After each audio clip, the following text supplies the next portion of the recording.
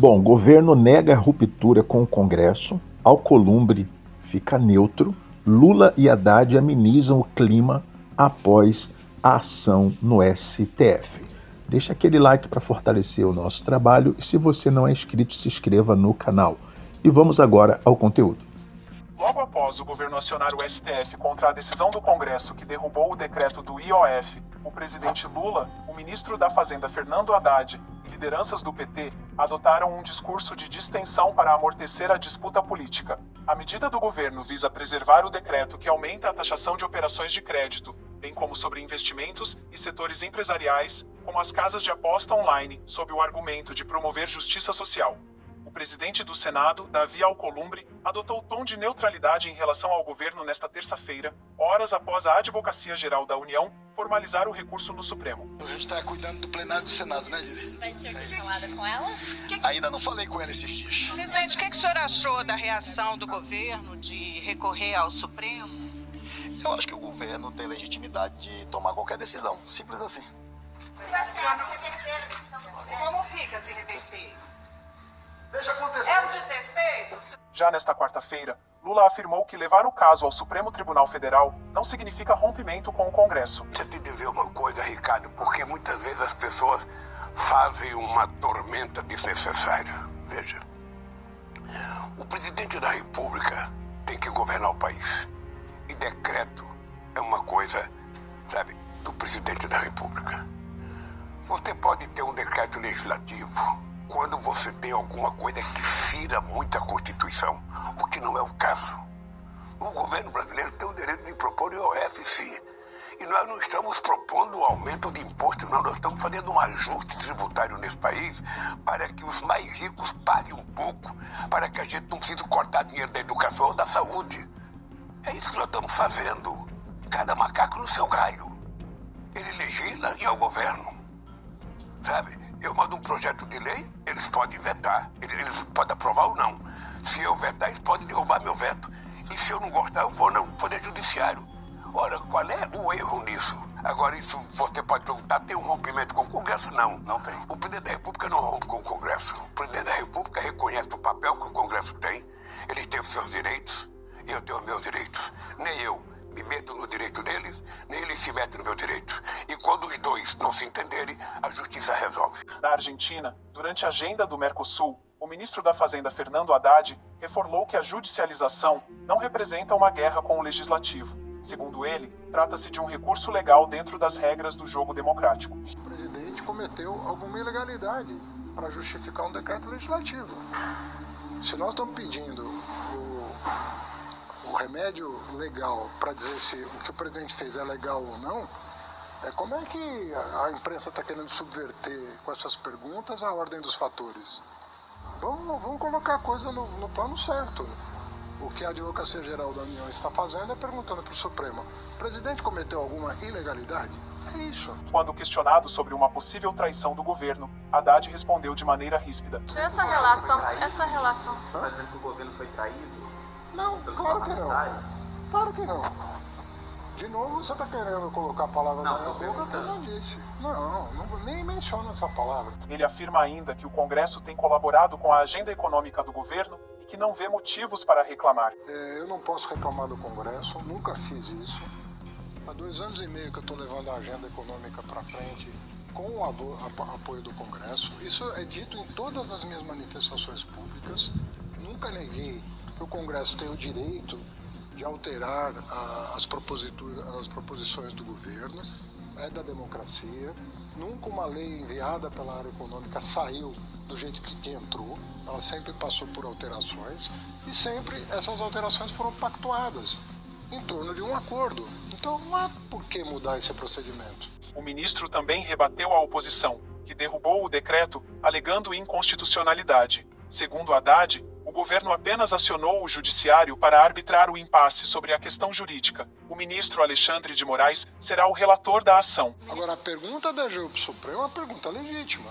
Ela está perguntando se o presidente Lula cometeu alguma ilegalidade ao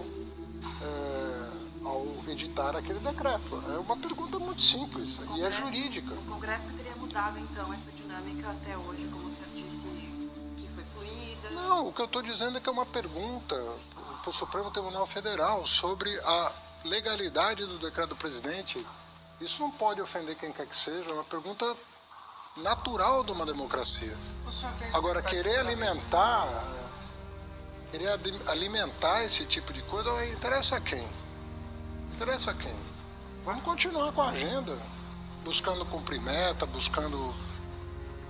não vejo a quem prejudica isso. Na Câmara, o líder do PT, José Guimarães, convocou uma coletiva de imprensa na tarde desta terça-feira, também para amortecer o impacto político da judicialização do IOF por parte do governo. Meus queridos amigos e amigas da imprensa e jornalistas, o objetivo dessa nossa fala aqui é para tratar de 3 questões que consideramos nós do governo relevantes, frente aos últimos acontecimentos que ocorreram em relação à relação do governo e às votações que ocorreram aqui na Câmara dos Deputados. De janeiro para cá, de fevereiro para cá, e é a primeira coisa que eu quero relatar para vocês e diagnosticar, é que nós votamos praticamente todas as matérias de interesse do governo aqui na Câmara. Todos os projetos que eram importantes do ponto de vista do impacto na economia, no impacto social e medidas outras que nós votamos. No dia que a Câmara derrotou o IOF, nós votamos 4 matérias estratégicas para o governo. O IR, que era um projeto de uma medida provisória de minha autoria que isenta até 2 salários mínimos para o exercício de 2025, porque o outro projeto é para 2026, a validade, que tem o princípio da anualidade, e se não fizesse esse ano, já estava descontado, tem uma medida provisória, perdia a validade, ia ter que reaver restituir o não desconto. Aprovamos o PL do óleo, que tem grande impacto nas contas do governo, que é produto da negociação que nós fizemos na medida provisória votada nas 2 casas. Votamos aqui, já foi para o Senado, deverá estar votando hoje. Votamos o consignado e, não sei, tem um outro aí de menor relevância. Mas nós votamos 4 projetos na última quarta-feira, quando teve a votação bombástica, que todo mundo ressaltou, que foi a derrota do IOF. E depois de todas as avaliações feitas pelo governo, o governo resolveu ir ao Supremo para restituir as atribuições que são privativas do Poder Executivo, que é legislar sobre dessas matérias orçamentárias e fiscais. Portanto, o governo tem essa atribuição conforme o parecer da AGU. E aí, a nossa posição aqui não é nenhum confronto com o Congresso. Nós respeitamos a decisão do Congresso, que tem competência para de votar o que quiser, como o Congresso tem que respeitar também as atribuições que são privativas do Poder Executivo. Isso, evidentemente, que o Supremo foi chamado para, conforme a AGU, fazer que a AGU requereu uma declaração de constitucionalidade do decreto que instituiu o IOF. Portanto, a segunda questão não é enfrentamento, não é uma ação do governo para peitar o Congresso. Não é.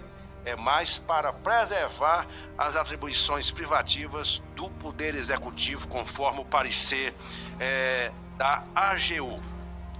E a terceira questão é que nós temos que resolver as questões agora no terreno da política.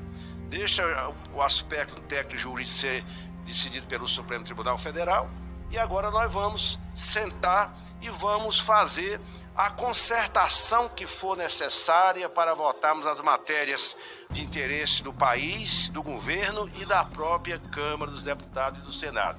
Vou me referir à Câmara.